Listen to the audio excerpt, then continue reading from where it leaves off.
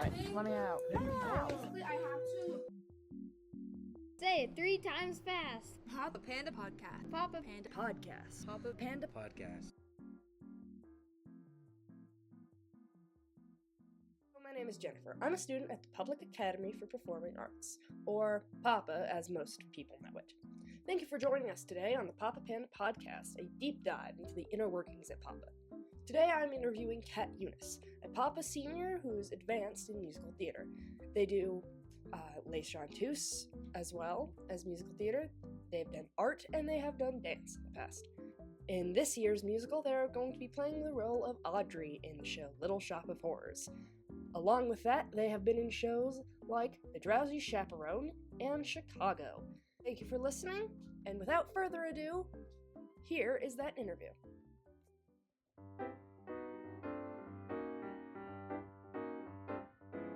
After like that first year, which was my sophomore year, and he came up to me and was like, "Oh, you should join Les Chanteuses or look at it." And I was like, "Ha, cool, no." And then finally, like the next year, a lot of my friends were like, "You should totally do it." And they were like, "What's your third period anyway?" And I was like, "Oh, I've got study hall." And they were like, "Study hall? You could totally join our class." So I came up to him.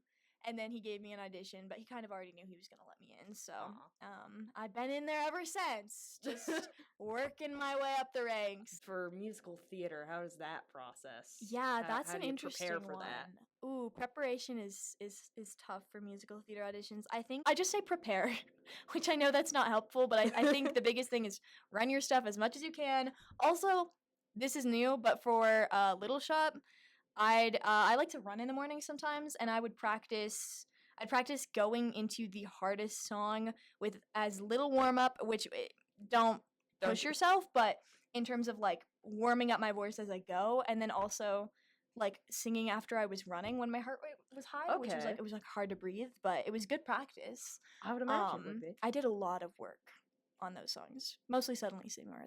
Suddenly Seymour is a difficult song. But I worked on it, so.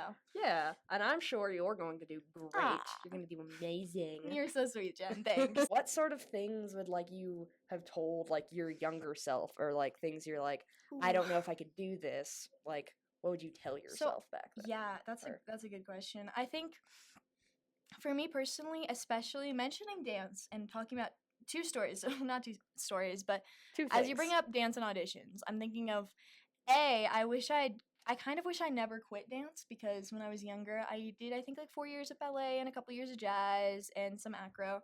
And I actually really enjoyed it, and I don't really remember why I left. But I've enjoyed the process of me getting back into it, because I think for me that's just a way of showing how far I've come, because I sort of grew up with a mindset that if you aren't immediately good at something, you should just quit and not bother with it. So that's been a change for me, and I'm really glad.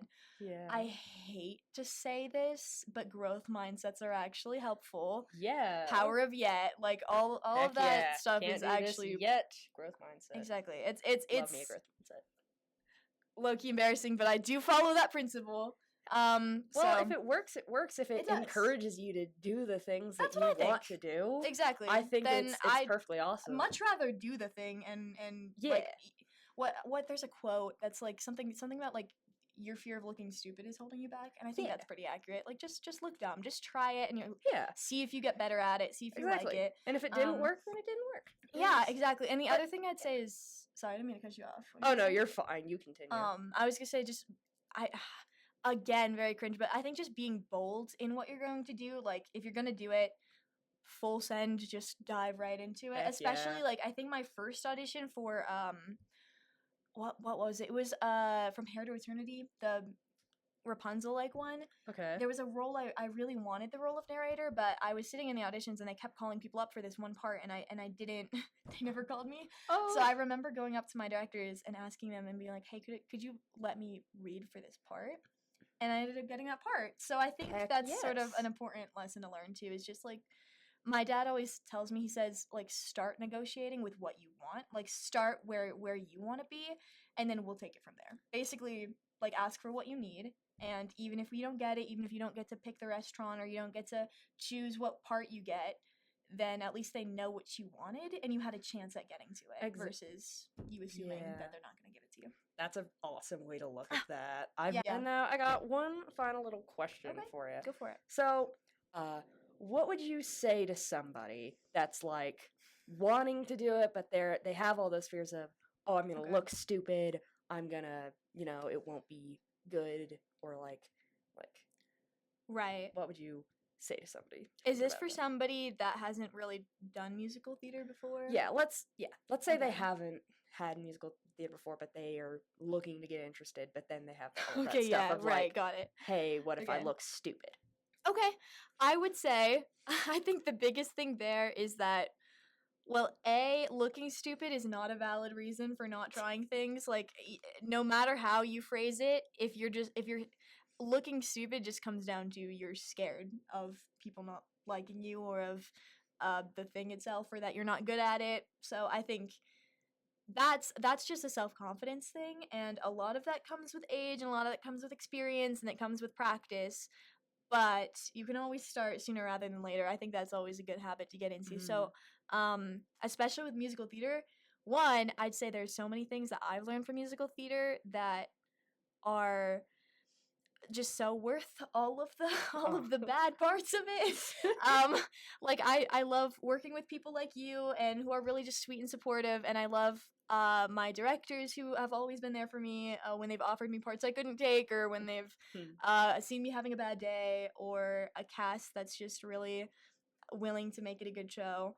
And the other thing is, you kind of just, there's all these little moments that you don't really expect. Like by the end of it, I think there's parts, especially if you're backstage and you just got ensemble, you're going to be hanging with those people 24/7.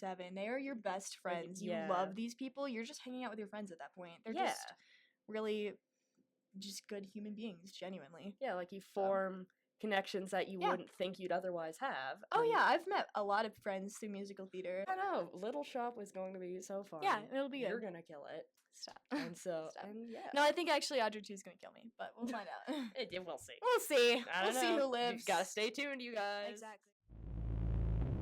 In the dirtiest part of the city, a murderer has been stalking the streets. I swear, you gotta believe me. The boy? He's a good enough kid. Makes me want to rip my hair out, but I'd never have suspected this. I would never hurt anyone willingly. I just like plants, that's all. Murder? But are you sure? He's so sweet. Murder? It wasn't me, it was the plant. I know it sounds crazy, but it's true. That plant killed them. No. Please! Who is responsible for all this blood?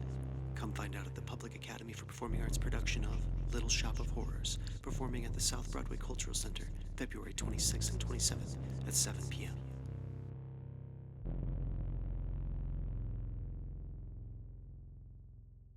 You've been listening to the Papa Panda Podcast, a deep dive into Papa. Thanks for listening to the Papa Panda Podcast.